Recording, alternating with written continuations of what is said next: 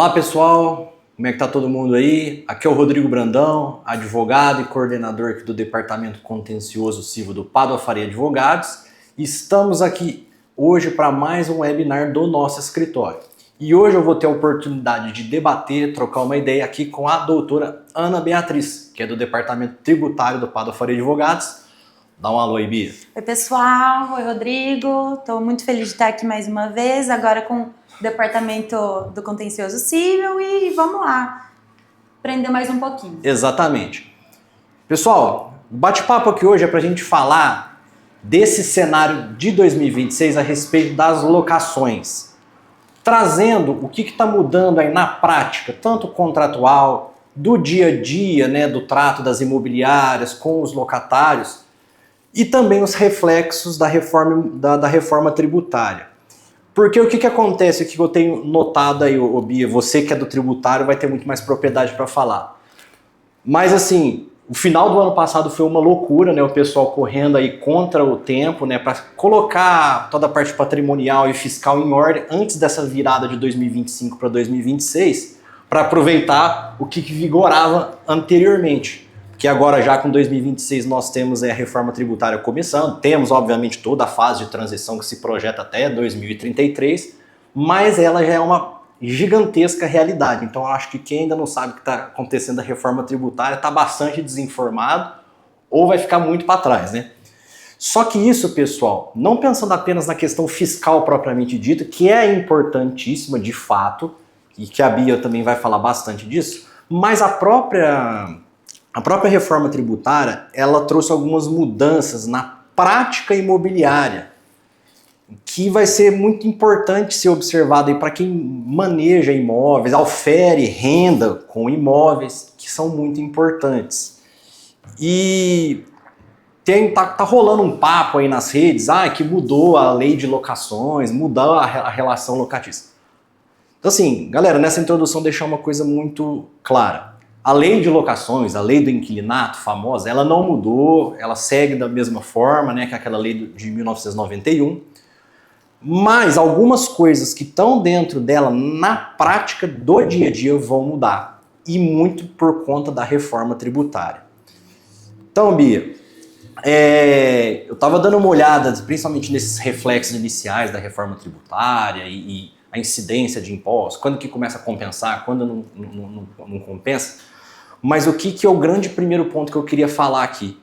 Com a reforma agora, cada vez mais os sistemas da Receita, das secretarias de Fazenda, cada vez mais digitais e integrados entre uns e outros, a informalidade vai deixar de ser cada vez mais assim, não vai existir, não vai ser mais uma opção. As pessoas vão ter que cada vez mais trazer esses contratos escritos, formalizados, com devida parte de tempo desses contratos, valores, as formas de garantia.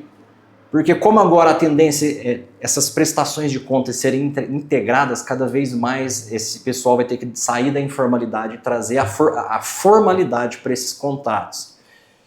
Então, a sugestão inicial que eu poderia falar antes de passar a bola para a Bia aqui falar um pouco pessoal, vamos tratar de fazer literalmente contratos escritos.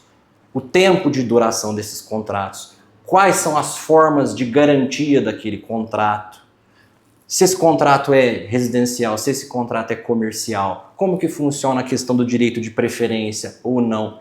Prazos para desocupação ou não, se vão seguir os da lei ou vão ser os maior do que os da lei. Isso vai ser cada vez mais importante para que de fato a prática das locações sejam realmente aquilo que estão escritas no contrato. Porque a tendência é o cerco fechar cada vez mais, né Bia? Com certeza, Rodrigo. E aqui, só para a gente começar a falar sobre o assunto, falar um pouquinho da reforma tributária. Brevemente, o que a reforma trouxe foi a substituição de alguns tributos e do creditamento. Se eu pudesse resumir em uma frase, seria isso. Então sai o ISS, o ICMS, sai PIS/COFINS e entra IBS e CBS no lugar. E quando eu falo de creditamento, a gente fala que o que em uma cadeia, né, o que é muito comum em relações comerciais entre empresas, mas em uma cadeia, o que o seu fornecedor pagou de imposto e o que você vai pagar vai poder ser acreditado. Então, se o seu fornecedor pagou R$ 5 de imposto e você vai pagar 10, fazendo as contas, você só vai pagar 5. Essa é uma maneira muito simplificada de contar que a reforma tributária vai trazer um creditamento amplo. Isso é muito importante. Então, a reforma também ela trouxe uma reviravolta. Novos fatos geradores, novos sujeitos passivos. Então, já vou começar aqui o assunto falando que pessoa física agora vai sim se tornar contribuinte de IBS e CBS quando a gente falar de locação. Quando a gente tiver 2 requisitos cumulativos. Primeiro, quando a receita bruta anual do ano anterior somar o valor de R$240 mil, então você soma ali tudo que você recebeu durante o ano calendário anterior, se ultrapassar esse valor de R$240 mil, já é um alerta, porque o segundo requisito é a pessoa auferir renda de aluguel por 3 imóveis. E aí, quando você fala que o cerco está fechando, de fato, ele tá, porque a gestão da reforma, ela vem com alguns mecanismos e algumas normas de integração de informações. O que é isso? É o CIB e o SINTER. O CIB, o Cadastro Imobiliário Brasileiro, né? Como se fosse um CPF do imóvel. Todo imóvel agora vai ter essa informação. Que é diferente da matrícula do imóvel, né? Exatamente. Porque o pessoal fica pensando às vezes só na matrícula, a matrícula continua existindo, a questão dos cartórios, mas agora é o cadastro eletrônico, é o CPF do imóvel. É bom fazer essa distinção. Exatamente. Então, por exemplo, vamos supor que eu tenho um imóvel, o imóvel é de propriedade minha, mas o Rodrigo ele aluga esse imóvel para morar. Então, no momento que ele vai fazer a declaração do imposto de renda dele, como exemplo, ele vai declarar o CIB do local em que ele reside como o CIB do meu imóvel. Então, a Receita Federal vai cruzar a informação que eu tenho a propriedade de um imóvel com um CIB X e que o Rodrigo, uma pessoa que não tem relação comigo, aluga esse imóvel com o mesmo CIB. Então, já nasce a informação de que provavelmente dessa relação existe um aluguel. O que acontece? Se eu não declaro essas fontes de aluguéis, a Receita muito facilmente vai conseguir localizar por conta desse cruzamento de dados. Então, quando o Rodrigo fala sobre o cerco estar fechando, é justamente isso. Estão sendo criados mecanismos para localização dessa ocorrência, né, desse fato gerador da locação. E também, falando do fato gerador da locação, como eu já falei, pessoa física, existem 2 requisitos. Para a pessoa jurídica, a locação já é o fato gerador. Então, não precisam de tantos requisitos assim. Basta oferir a renda ali de aluguéis. E o que acontece? A depender de certos casos, a gente vai ter ou redução de base de cálculo, ou redução de alíquotas. Mas uma coisa que a empresa que recebe valores de locação ou mesmo aluga algum local precisa se atentar é justamente na formalização, porque a gente tem que pensar nos créditos. Então, se, por exemplo, eu sou uma empresa e eu tenho alguns imóveis, eu sou uma holding imobiliária, que é o tipo de empresa que nasce com o intuito de gestão ali de imóveis, de aluguéis, enfim. Eu tenho vários contratos de aluguel. E eu estou pagando IBS, CBS sobre todos esses valores que eu vou receber de aluguel. Se eu não me preocupo em gerar meus créditos, o valor do imposto vai ser muito alto. Então, se em algum imóvel eu vou contratar uma empresa para fazer uma reforma, eu preciso ter nota fiscal. Se em algum imóvel eu vou contratar algum serviço de limpeza, é muito importante também pegar uma nota fiscal e pensar nesse contrabalanço entre imposto a pagar e crédito a tomar, para que não fique realmente muito caro. Então, sim, a gente está mudando a forma como estão sendo vigiados, né, o oferimento desses aluguéis, mas também a gente tem outros mecanismos para diminuir também esses impostos.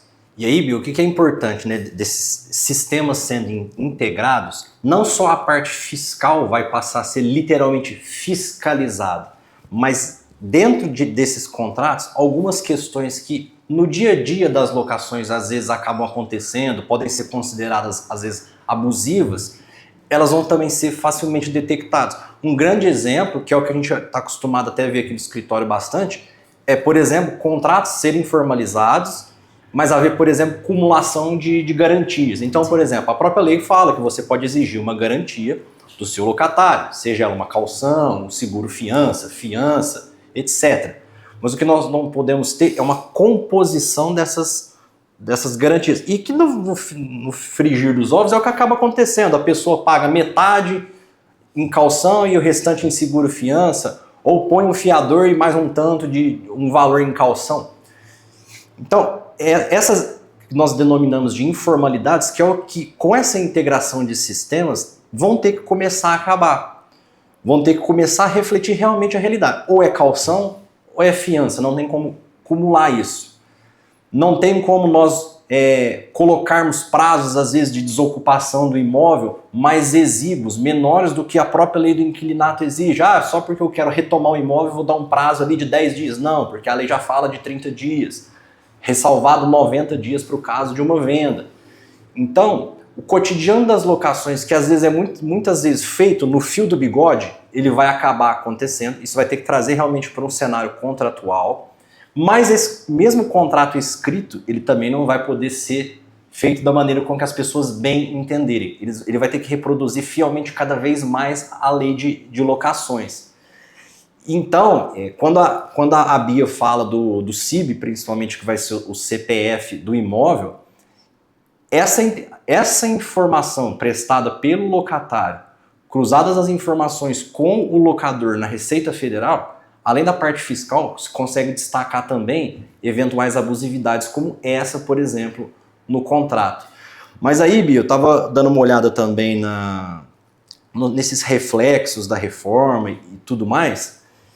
E aí você acabou de comentar a respeito de tomar esses créditos, né, a respeito desses imóveis, uma simples nota fiscal a respeito de um prestador de serviço. E aí surgem alguns questionamentos também. Até meus mesmo, vendo o pessoal no dia a dia. Então, existe mesmo, realmente, a partir de 3 imóveis compensa realmente a pessoa deixar os imóveis numa pessoa jurídica porque a tributação fica mais em conta. Isso é realmente verdade ou não? Isso precisa ser analisado caso a caso. E mesmo essas notas fiscais, a pessoa física, caso tenha 2 ou 3 imóveis que estaríamos aí abarcados dentro desse limite que você falou, eu também consigo pegar essas mesmas notas fiscais e tomar algum crédito? Porque eu mesmo, vou falar por experiência própria, eu tenho alguns imóveis alugados, não estou acima desse limite, mas eu pego até o recibo de padaria se deixar e guardo em casa para esse tipo de situação. A gente nunca sabe, né? Esses dias para trás eu tive que trocar uma peça de um motor da piscina lá, foi relativamente barato, mas eu falei, me dá uma nota fiscal disso aqui. Então assim, realmente, a partir de 3 imóveis compensa estar realmente numa PJ, a pessoa física também consegue tomar facilmente esses créditos, ou uma coisa é uma coisa para a pessoa física, ou outra coisa é outra coisa para a pessoa jurídica? Rodrigo, bom, 2 assuntos, né? Quando a gente vai falar, a partir de 3 imóveis é melhor estar dentro de uma pessoa jurídica ou da pessoa física? Sempre vai depender caso a caso. Porque aqui, quando a gente fala inclusive de notas fiscais, a gente está falando de IBS-CBS, Imposto sobre o Consumo. Quando a gente também vai pensar num planejamento tributário, a gente precisa pensar principalmente sobre imposto de renda, que são 2 coisas totalmente diferentes. Os impostos de consumo, IBS-CBS, e imposto de renda. Porque na pessoa física, tudo que você recebe vai ser calculado, tendo a base de cálculo cheia, e a alíquota que ela pode ir até 27,5%. Vamos só relembrar que imposto, uma fórmula simples. Sempre que você for pensar, imposto é igual base de cálculo vezes alíquota. Então, quando a gente vai falar de um imposto de renda de pessoa física, a base de cálculo ela é cheia, o valor total que você oferiu, vezes a alíquota que pode ir de 15% a 27,5%. E por que vai depender de caso a caso? Porque se a gente fosse colocar esse oferimento de aluguéis numa pessoa jurídica, se ela for uma holding, que é esse tipo de empresa que administra bens próprios, ela não pode ser do Simples Nacional, então ou ela precisa ser do lucro presumido ou do lucro real. O lucro presumido, existe uma presunção de lucro a partir da atividade da empresa. Então, vamos supor que essa presunção de lucro seria de 32%. Então, 32% vezes a alíquota de 15%. Então, não existe uma fórmula mágica para eu te falar, olha, vai compensar você começar a receber pela pessoa jurídica. Porque a gente precisa ver, além do IBS-CBS, a gente precisa ver também imposto de renda. Então não é bem uma receita de bolo que você consegue aplicar para todas as pessoas, às vezes os clientes que nos procuram aqui no escritório, né? Aquela receita que vai servir para qualquer um. Jamais. E existem lugares até que prometem, né? Coloque aqui seu oferimento, a gente consegue fazer uma fórmula que mágica e te apresenta. Isso não existe, infelizmente. O planejamento tributário, ele é um pouco mais complexo do que fazer algumas contas. Então, a gente precisa considerar a realidade das pessoas que estão envolvidas, a maturidade de entender que existe uma contabilidade que precisa ser feita. Então, nada é tão simples de ser respondido, infelizmente. Eu estava pensando aqui também, enquanto eu estava ouvindo você falar, que, bom, nós estamos falando agora desses sistemas integrados e tudo mais, todos esses reflexos. Para a parte civil, a integração desses sistemas ela acaba sendo realmente na identificação de abusividades, às vezes da falta da própria formalização do contrato, né? Respeito aos limites da lei de locações, mas isso nós estamos falando, por exemplo, os reflexos seriam dentro de processos judiciais, uma multa abusiva, um reconhecimento de alguma indenização, tá?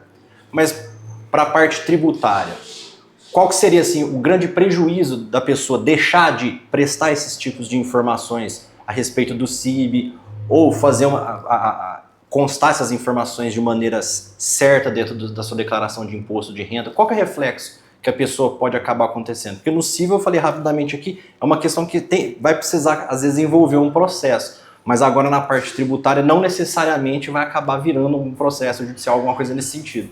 Na parte tributária, o perigo de você omitir essa informação, então, por exemplo, eu estou omitindo que eu recebo mais que R$240 mil de aluguel que eu oferi no ano anterior e tenho mais de 3 imóveis. O que pode acontecer?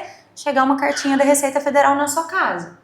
Então, a Receita Federal, primeiro, ela vai te informar que ela percebeu, olha, percebi aqui que você auferiu esse valor aqui e preenche os requisitos de ser, né, contribuinte aqui.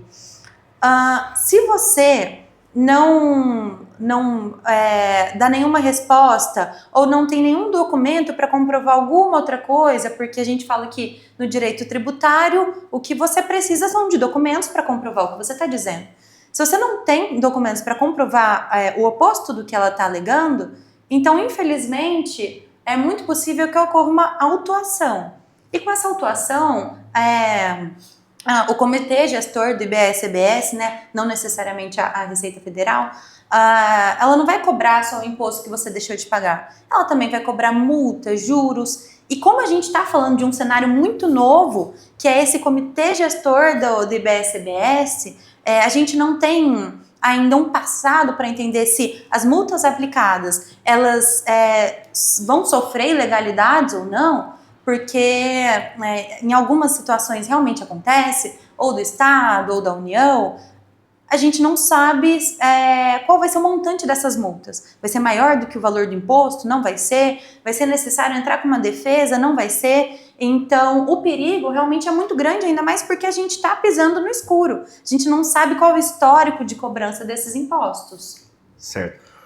Bia, eu acho que assim, agora se a gente pudesse, até caminhando para o final aqui, deixar algumas dicas, acho que da parte civil, que pensa na estruturação dos contratos, pode parecer muito óbvio o que eu vou falar aqui, mas é realmente contratos escritos, muito bem organizados, se o contrato é por prazo determinado ou indeterminado, se é uma locação residencial ou comercial, trabalhar a respeito do direito de preferência, às vezes numa aquisição desse locatário, prazos para desocupação, quais os reflexos do não pagamento da locação, e aquelas cláusulas a respeito do que eu acabei de falar sobre a modalidade de garantia, prevendo uma única garantia, nunca acumulação delas, Então, são uma série de fatores aí que podem evitar dissabores no futuro. O que você deixaria de dica para o pessoal ficar atento aí? Olha, de dica, eu diria que procure uma assessoria tributária para compreender se você vai ser contribuinte, se você não vai ser contribuinte. Fazer esse tipo de planejamento, compensa eu colocar meus imóveis em uma holding para administrar, então, através de uma empresa? Como que eu vou conseguir diminuir meus impostos? Realmente seria procurar este conhecimento de pessoas que estão estudando já há algum tempo para prestar essa assessoria, porque realmente a reforma tributária trouxe muitas mudanças e sozinho ninguém consegue entender tudo. Então é realmente muito importante.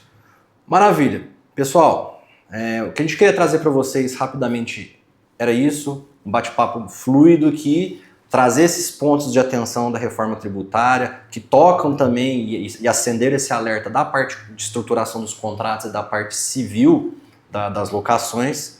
Agradeço a atenção, agradeço a participação da Bia nesse duo que nós fizemos aqui hoje. Acho que muito obrigado, Bia. Obrigada. Deixar o recado pessoal aí. Tchau, pessoal. Muito obrigada pela presença. Até a próxima. Até mais.